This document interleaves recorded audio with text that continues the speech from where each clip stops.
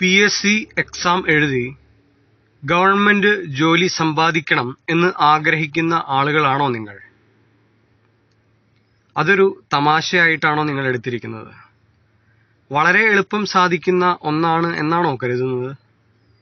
വളരെ ലാഘവത്തോടെ എടുത്താൽ, അലസമായി എടുത്താൽ നിങ്ങൾക്ക് ഒരു ഗവൺമെന്റ് ജോബ് നേടാൻ സാധിക്കുമോ എന്ന് നിങ്ങൾ കരുതുന്നുണ്ടെങ്കിൽ നിങ്ങൾക്ക് PSCയെ കുറിച്ച് ഒന്നും അറിയില്ല എന്നാണ് അർത്ഥം. 1956 നവംബർ 1 തീയതിയാണ് തിരുവിതാംകൂർ PSC കേരള PSC ആയിട്ട് മാറുന്നത്.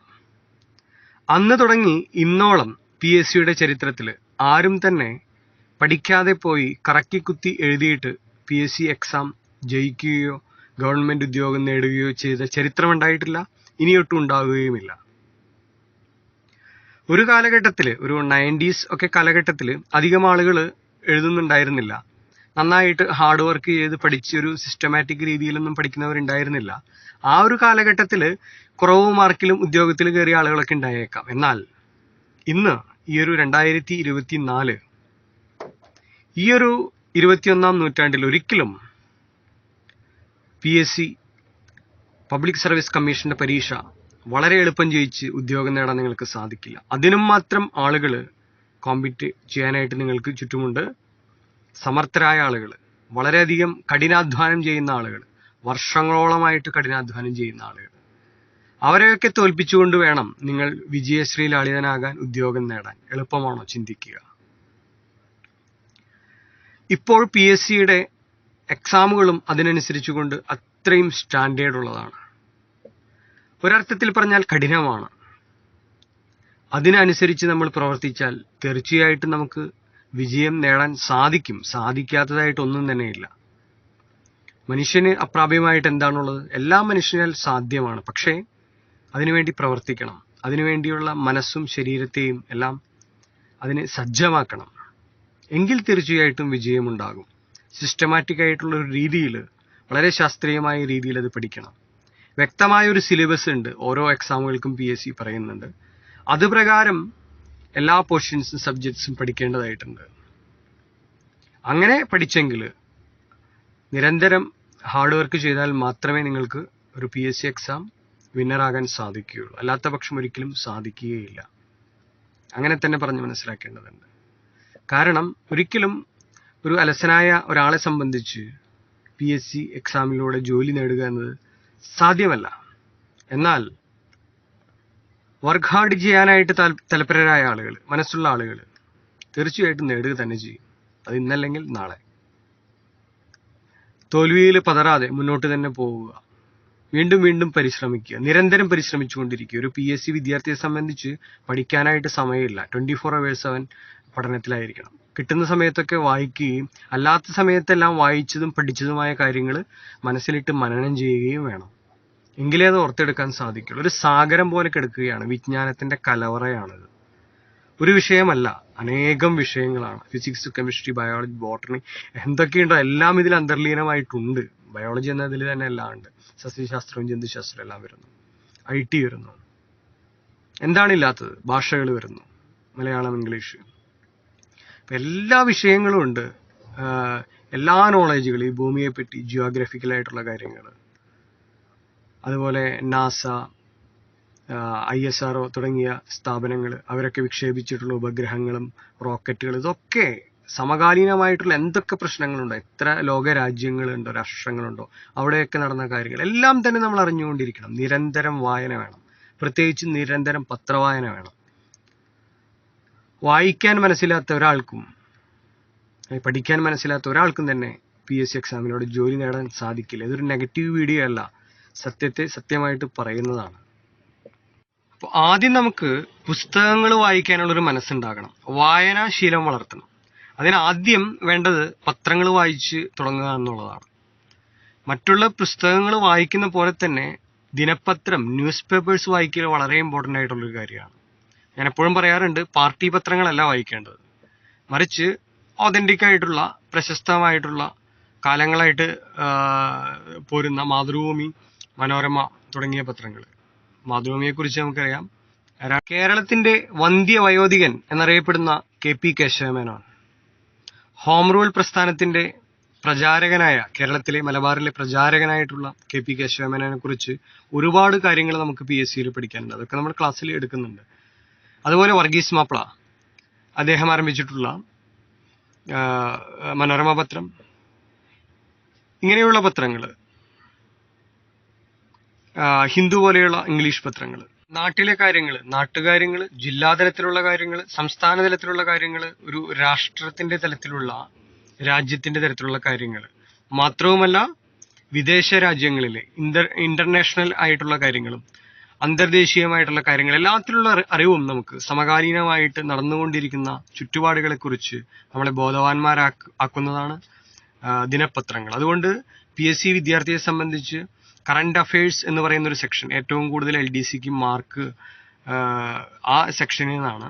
അതുപോലെ നമ്മുടെ റാങ്ക് നിർണയിക്കപ്പെടുന്നത് ഈ ഒരു കറന്റ് അഫയേഴ്സിന്റെ മാർക്ക് അനുസരിച്ചാണ്. അതുകൊണ്ട് തന്നെ വളരെ ഇമ്പോർട്ടന്റ് ആണ്. അതിനെ നിങ്ങളെ സഹായിക്കുന്നതാണ് ഈ ഒരു പത്ര വായന. തീർച്ചയായിട്ടും അതൊരു മുതൽക്കൂട്ടാണ്. അതിൽ നിന്നും വായനാശീലം ആരംഭിക്കണം. പിന്നെ പുസ്തകങ്ങളിലേക്ക് വരണം. ഇഷ്ടമില്ലാത്ത വിഷയം എന്നൊന്നില്ല ഇതിൽ. എനിക്ക് കെമിസ്ട്രി ഇഷ്ടമല്ല, എനിക്ക് ഫിസിക്സ് ആണ് കൂടുതൽ ഇഷ്ടം, എനിക്ക് ബയോളജി ഇഷ്ടമല്ല, മാത്സ് ഭയമാണ് എന്ന് പറഞ്ഞിട്ട് ഒരു കാര്യവുമില്ല. എല്ലാ സബ്ജക്റ്റുകളിലും ഒരുപോലെ നമ്മൾ അതിനോടൊരു പ്രണയം ഉണ്ടാകണം. എന്നിട്ട് അതിനെ ഒരേ രീതിയിൽ തന്നെ എല്ലാ സബ്ജക്റ്റിനെയും നമ്മൾ കാണണം എന്നതാണ് PSCയുടെ പ്രത്യേകത. മറ്റുള്ള എക്സാമുകൾ എന്ന് പറയുന്നത് പരീക്ഷകൾ മാത്രമാണ്. ഇത് മത്സര പരീക്ഷയാണ്. പരീക്ഷയും മത്സര പരീക്ഷയും ഒന്നല്ല, രണ്ടാണ്. മത്സര പരീക്ഷകൾക്ക് നമ്മൾ ഇറങ്ങുന്ന സമയത്ത് നമ്മുടെ മുൻപിൽ ഒരുപാട് കോമ്പറ്റേഷൻ ഉണ്ടായിരിക്കും. ഒരുപാട് ആൾക്കാരെ നമ്മൾ തോൽപ്പിച്ച് വേണം മുന്നേറാനായിട്ട്. അപ്പൊ അതിനനുസരിച്ചായിരിക്കും പരീക്ഷകൾ. ആ പരീക്ഷയുടെ രീതിയും സ്ട്രക്ചറും എല്ലാം തന്നെ സാധാരണ പരീക്ഷയിൽ നിന്നും വ്യത്യാസം ഉണ്ടായിരിക്കും. എല്ലാ വിഷയങ്ങളും ഒരുപോലെ അറിവ് വേണം നമുക്ക്. GK മാത്രം അറിഞ്ഞിട്ട് കാര്യമില്ല, ഭാഷയിൽ അറിവ് വേണം. മലയാള ഭാഷ, അതിലും ഒരു സെക്ഷൻ സാഹിത്യം, കല, സംസ്കാരം എന്നിങ്ങനെയല്ലാണ്ട് അതിൽ മാത്രം മതിയോ? പോരാ.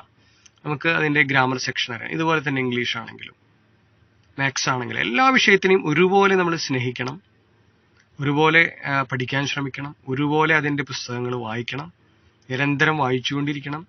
പുതിയ പുതിയ ഇൻഫർമേഷൻസ് നമ്മൾ കളക്ട് ചെയ്തുകൊണ്ടിരിക്കണം. എങ്ങനെയൊക്കെ നമുക്ക് ഇൻഫർമേഷൻസ് കിട്ടും അതൊക്കെ നമ്മൾ ആർജിക്കാൻ ശ്രമിക്കണം. എപ്പോഴും തെറ്റല്ല ഞാൻ പഠിക്കുന്നത് എന്ന് ഉറപ്പുവരുത്തണം. കാരണം ഓരോ മാർക്കും വിലപ്പെട്ടതാണ്. ചെറിയൊരു ഡേറ്റിന്റെ വ്യത്യാസം മതി. ഇപ്പൊ ജാലിയൻവാലാബാഗ് കൂട്ടക്കൊല എന്ന് പറയുന്നത് 1919 ഏപ്രിൽ 13 ആണ്. 1919 ഏപ്രിൽ 13. അതിൽ 13 എന്നുള്ളത് 12 or 10 ആയി മാറിയ കഴിഞ്ഞു. അതുപോലെ ഏപ്രിൽ എന്നുള്ളത് മാറിപ്പോയാൽ കഴിഞ്ഞു, ഒരു മാർക്ക് പോയി. അപ്പൊ അതുകൊണ്ട് ഡേറ്റുകളൊക്കെ പഠിക്കുമ്പോൾ കറക്റ്റ് ആണ് എന്ന് നമ്മൾ ഉറപ്പുവരുത്തണം. പേരുകൾ പഠിക്കുന്ന സമയത്ത് എല്ലാം നമുക്ക് കിട്ടുന്ന ഇൻഫർമേഷൻസും കറക്റ്റ് ആണെന്ന് നോക്കണം. കാരണം ഒരുപാട് ആളുകൾ ഇന്ന് റാങ്ക് ഫയൽസ് എല്ലാം പ്രിന്റ് ചെയ്ത് പബ്ലിഷ് ചെയ്യുന്നുണ്ട്. എല്ലാവരും എത്രമാത്രം ആധികാരികത ഉണ്ടോന്ന് അറിയില്ല. ഇപ്പോ എന്താണ്, നല്ല കമ്പനികളുടെ ഉണ്ട്. ഇപ്പൊ ലക്ഷ്യ തുടങ്ങിയ കമ്പനികൾ, അതുപോലെ ഈ പറയുന്ന പോലെ എൻട്രി ആപ്പ്, സൈലം, അങ്ങനെ ഒരുപാട് ആളുകൾ ഇത് ഇറക്കുന്നുണ്ട്. മത്സരിച്ചാണ് ആളുകൾ ഈ റാങ്ക് ഫയൽ ഇറക്കുന്നത്. ആർക്കാണ് കൂടുതൽ പേജ് എന്നുള്ള ഒരു മത്സരം.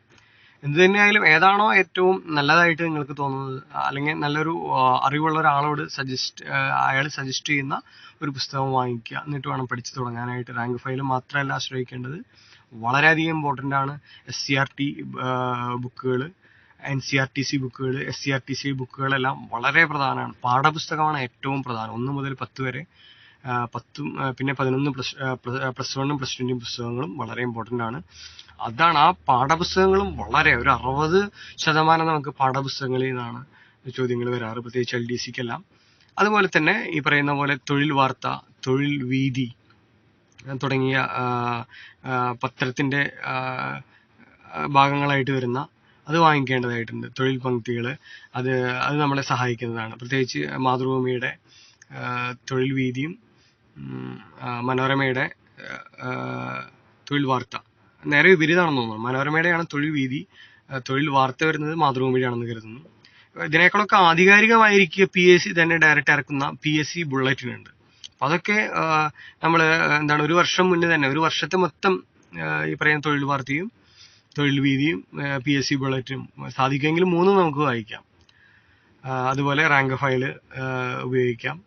അതിനേക്കാളൊക്കെ ഏറ്റവും പ്രധാനപ്പെട്ട നമ്മൾ നോട്ടുകൾ ഉണ്ടാക്കുക എന്നുള്ളതാണ്. 10, 15, 20 എത്ര നോട്ടുകൾ നിങ്ങൾക്ക് ഇതിൽ നിന്ന് ഡിറൈവ് ചെയ്ത് എടുക്കാൻ പറ്റും, അതൊക്കെ ഈ തൊഴിൽ വാർത്തയിൽ നിന്നും തൊഴിൽ വീതിയിൽ നിന്നും PSC ബുള്ളറ്റിനിൽ നിന്നും ഈ റാങ്ക് ഫയലിൽ നിന്നും നമ്മൾ യൂട്യൂബ് അതുപോലെ തന്നെ വളരെ പ്രശസ്തരായിട്ടുള്ള നല്ല ആളുകളുടെ യൂട്യൂബ് ചാനൽസ്, ഓഫ്ലൈൻ ക്ലാസ്സുകൾ, ഓൺലൈൻ ക്ലാസ്സുകൾ, ഏത് രീതിയിൽ നിങ്ങൾക്ക് ക്ലാസ്സുകൾ അറ്റൻഡ് ചെയ്യാം. അപ്പം അതിൽ നിന്നൊക്കെ നോട്ട്സുകൾ ഉണ്ടാക്കുക. സ്വയം നോട്ട് പ്രിപ്പയർ ചെയ്യാന്നത് വളരെ വളരെ പ്രധാനപ്പെട്ട കാര്യമാണ്. സ്വയം നോട്ട്സ് പ്രിപ്പയർ ചെയ്യുക എന്നുള്ളത്. അപ്പം അങ്ങനെ ചെയ്യുക. അതുപോലെ ഒരു അറ്റ്മോസ്ഫിയർ ഉണ്ടാക്കുക പഠിക്കാനായിട്ട്. നമ്മുടെ റൂമൊക്കെ അതിന് വേണ്ടിയിട്ടൊരു മേശ സെറ്റ് ചെയ്യുക. അതിൽ വേറെ ഒന്നും വെക്കേണ്ടതായിട്ടില്ല. പഠിക്കുന്ന PSC പഠിക്കുന്ന മറ്റു പുസ്തകങ്ങളും വേണ്ട, PSCക്ക് പഠിക്കാൻ എന്തൊക്കെയാണ് വേണ്ടത് അതിന് മാത്രമായിട്ടൊരു മേശ കാര്യങ്ങൾ തയ്യാറാക്കുക. അതിനുവേണ്ടി ഒരു ചെയർ ഉണ്ടാക്കുക. അപ്പോൾ അവിടെ ആ പുസ്തകങ്ങൾ മാത്രം, റാങ്ക് ഫയൽസ്, നമ്മുടെ നോട്ട്സ്, നമ്മൾ ഇതായിട്ട് ബന്ധപ്പെട്ട കാര്യങ്ങൾ, പിന്നെ എന്താണ് ഒരു നമ്മൾ ഇരിക്കുന്ന എടുത്ത് തന്നെ ഒരു ഇന്ത്യയുടെ ഒരു മാപ്പ്, വേൾഡ് മാപ്പ്, അതുപോലെ കേരളത്തിൻ്റെ ഒരു മാപ്പ്, ഇത് 3ആണ് പ്രധാനമായിട്ട് വേണ്ടത്. അത് വെക്കുക. അതുപോലെ തന്നെ എന്താണ് ഒരു ചെറിയ ഒരു നോട്ടീസ് ബോർഡ് പോലെ വെക്കുക. അപ്പോൾ അതിൽ ചില ഇൻഫർമേഷൻസ് നമുക്ക് ചെറിയ ബിറ്റുകളായിട്ട് അതിൽ എഴുതിയിട്ട് അതിൽ പിൻ ചെയ്ത് വെക്കാവുന്നതാണ്. ഇങ്ങനെയൊക്കെ ചെയ്യാൻ നിരന്തരം അത് നോക്കുക. ഡേറ്റ്സുകളൊക്കെ അതിന് സെപ്പറേറ്റ് ബുക്സ്, ഒരു ഷീറ്റൊക്കെ ഉണ്ടാക്കാം. എന്നിട്ട് അതിൽ എന്താണ് കൊല്ലവർഷങ്ങൾ എഴുതി വെക്കാം. ഈ രീതിയിലൊക്കെയാണ് പരിശീലിക്കേണ്ടത്. സമ്പൂർണ്ണമായിട്ടും നമ്മുടെ മനസ്സ് അതിനായിട്ട് നമ്മൾ പ്രിപ്പയർ ചെയ്യണം, തയ്യാറാക്കണം. 100% എഫർട്ട് നമ്മൾ ഇതിന് വേണ്ടിയിട്ട് എടുക്കണം, അതിലേക്കായിട്ട് സമർപ്പിക്കണം. എങ്കിൽ മാത്രമേ ഒരാൾക്ക് PSC നേടിയെടുക്കാൻ സാധിക്കുകയുള്ളൂ. എല്ലാവർക്കും അതിന് സാധിക്കട്ടെ എന്ന് ആശംസിക്കുന്നു.